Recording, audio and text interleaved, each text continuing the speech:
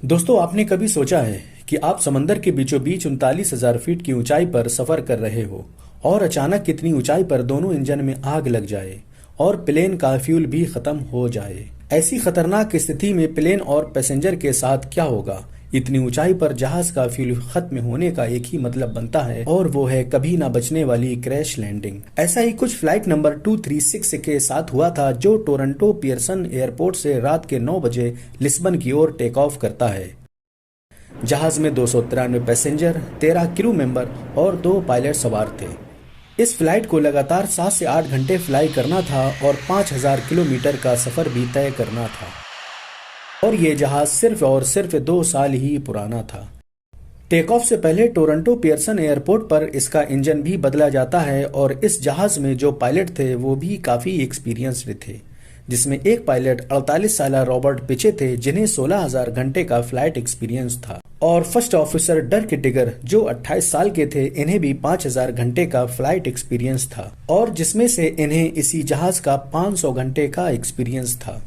इस जहाज में 48 मीट्रिक टन फ्यूल भी डाला जाता है, जो सफर के हिसाब से काफी ज्यादा था, और इसमें रोल्स रॉयस के 2 पावरफुल इंजन भी लगे हुए थे। इतने सब पॉजिटिव साइन के बाद आखिर इस फ्लाइट नंबर 236 के साथ ऐसा क्या हुआ कि अटलांटिक ओशन के बीचों बीच 39,000 फीट की ऊंचाई पर इसके दोनों इंजन में आग लग जाती है और फ्यूल भी खत्म हो जाता है। आज के वीडियो में आप जानेंगे कि पायलट ने कैसे फ्लाइट हैंडल किया और कैसे अपनी सूझबूझ से पैसेंजर की जान बचाई। तो वीडियो में लास्ट तक जरूर बने रहिए, जिससे आपको फ्लाइट नंबर 236 की रोंगटे खड़े कर देने वाली एक सच्ची दास्तान मालूम पड़ सके। 23 अगस्त 2001 रात के 9 बजे flight number 236 Toronto Pearson airport से लिस्बन जाने के लिए प्रिपेयर किया जा रहा था। ये एयर ट्रांजिट एयरलाइंस का एयरबस 330 जहाज था। तमाम फॉर्मेलिटीज चेक करने के बाद पायलट फ्लाइट को टेक ऑफ कर देते हैं। फ्लाइट नंबर 236 टोरंटो एयरपोर्ट से लिस्बन जाने के लिए रवाना हो जाता है, जो कुछ ही समय बाद 39,000 फीट की ऊंचाई पर पहुंच जाता है।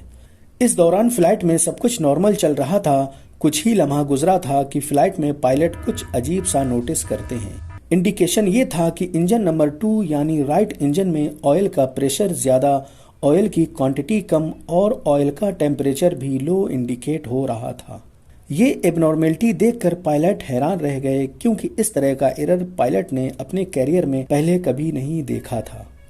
इस प्रॉब्लम का सोल्यूशन ढूंढने के लिए उन्होंने फ्लाइट मैनुअल खोला, लेकिन बदकिस्मती से उस मैनुअल से भी उन्हें कुछ खास नहीं मिला। पायलट ने देरी न करते हुए इस एरर की जानकारी एयर ट्रांजिट मेंटेनेंस को दी, लेकिन पायलट को उनसे भी कुछ खास सेटिस्फेक्शन नहीं मिला और कंट्रोल सेंटर ने उन्हें स्थिति पर नजर बनाए रखने का आदेश दिया कि वे फ्लाइट की सूरत हाल से उन्हें आगाह करते रहें। पायलट ये मानकर रिलैक्स हो गए कि शायद कोई फॉल्टी सेंसर गलत इंडिकेशन दे रहा है। बस कुछ ही मिनट गुजरे थे कि पायलट के सामने फिर एक अजीब सी चीज हुई। इस बार जो था वो फ्यूल से रिलेटेड था। ये देखकर पायलट और भी ज्यादा हैरान हो गए। इस बार उन्होंने ये ऑब्जर्व किया कि जहाज के दोनों विंग्स में बराबर फ्यूल नहीं है और फ्लाइट में फ्यूल इम्बैलेंस शो हो रहा है। राइट विंग में फ्यूल ज्यादा, लेफ्ट विंग में फ्यूल कम शो हो रहा था, जबकि कॉमर्शियल फ्लाइट के दोनों विंग्स में बराबर फ्यूल होता है। जो फ्यूल इम्बैलेंस हो रहा था उसकी हकीकत ये थी कि प्लेन के राइट टैंक से फ्यूल लीक होने लगा था, जिसके कारण ऑयल का प्रेशर ज्यादा और टेम्परेचर कम शो हो रहा था। लिहाजा दोनों विंग्स में फ्यूल की क्वांटिटी को बराबर करने के लिए pilot cross field valve open कर देते हैं और कुछ ही मिनट में दोनों विंग्स में फ्यूल बराबर शो होने लगता है। पायलट को फ्यूल लीक होने का जरा भी शक नहीं था, क्योंकि वो ये मानकर चल रहे थे कि पिछले हफ्ते ही टोरंटो पियर्सन एयरपोर्ट पर प्लेन का इंजन बदला गया था और इसका मेंटेनेंस भी हुआ था। 10 मिनट ही गुजरे थे कि कैप्टन को फिर से वार्निंग शो होती है। वो ये थी कि दोबारा से राइट इंजन यानी विंग में फ्यूल कम होने लगता है और अब दोनों विंग में फ्यूल की क्वांटिटी बहुत कम शो हो रही थी। ऐसा इसलिए हुआ कि दोनों टैंकों को आपस में जोड़ दिया गया था और फ्यूल कंटिन्यू लीक हो रहा था, जिसकी भनक पायलट को जरा भी नहीं थी। अब जहाज में इतना फ्यूल नहीं था जिससे कि वो लिस्बन पहुंच सके। अब पायलट के पास एक ही रास्ता था, वो ये था कि जहाज को किसी नजदीकी एयरपोर्ट पर लैंड करा ले। अटलांटिक ओशन में एजोर से आइसलैंड में टरशेरा नामी एयरपोर्ट मौजूद था। फ्लाइट कैप्टन ने एयरपोर्ट एटीसी से राब्ता बनाया और टरशेरा एयरपोर्ट पर लैंड करने की इजाजत मांगी, लेकिन पायलट को ये कंफर्म नहीं था कि वो वहां पहुंच भी पाएंगे या उन्हें ओशन में ही लैंड करना पड़ेगा। इस टाइम फ्लाइट में बस 7 टन ही फ्यूल बचा था, जो सुनने में तो ज्यादा था, लेकिन ये A330 एयरबस की फ्यूल कैपेसिटी का 6% ही था और वो भी बहुत तेजी से कम हो रहा था। पायलट को अब शक होने लगा था कि कहीं ना कहीं से तो फ्यूल लीक हो रहा है। इस बात को क्लियर करने के लिए पायलट ने फ्लाइट क्रू को विंग्स के पिछले हिस्से यानी ट्रेलिंग एज को चेक करने को कहा, लेकिन रात होने की वजह से फ्लाइट क्रू को फ्यूल लीक होने का कोई संकेत नहीं मिला। अब फ्लाइट में सिर्फ 25 मिनट का ही फ्यूल बचा था।